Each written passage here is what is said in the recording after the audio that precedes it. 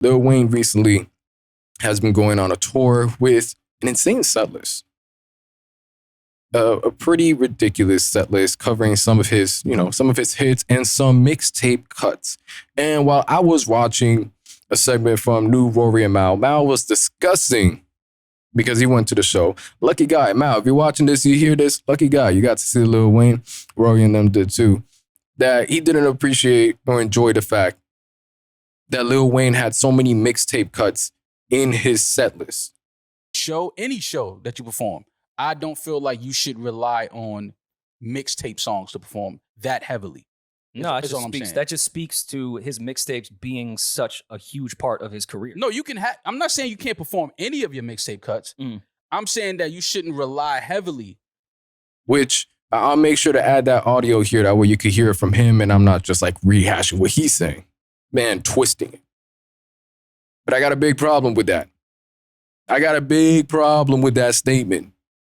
It bothers me. It's making my skin itch. Why is it a problem that Lil Wayne, a rapper who's known to have phenomenal songs, phenomenal mixtapes, phenomenal mixtape cuts, why is it a problem that his set list has mixtape songs? Why is that an issue? Or it has a large amount of mixtape cuts. The fact that Lil Wayne has a catalog and a discography from both albums and mixtapes to where people want to hear his mixtape cuts, out of this world. That's goblin energy. Before Kodak was talking about goblins, Wayne was saying he was a goblin. Just know that. For those of you that ain't too heavy into Lil Wayne, just know that. And Lil Wayne was able, not many rappers can do this. Not many rappers can make their fan base love their mixtapes just because, sometimes there could be a drop in quality. But for Wayne, there were moments where, you might just prefer the tape compared to the album, which is amazing.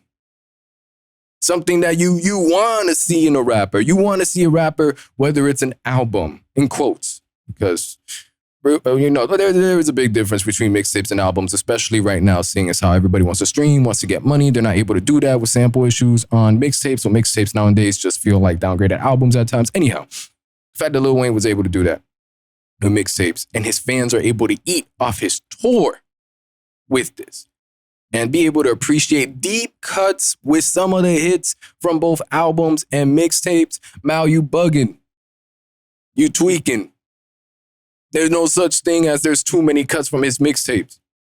If you a super casual fan, like a mainstream fan of Lil Wayne, and you don't know his mixtape cuts, I'm not going to shame you. I'm not going to shit on you, but get the fuck out.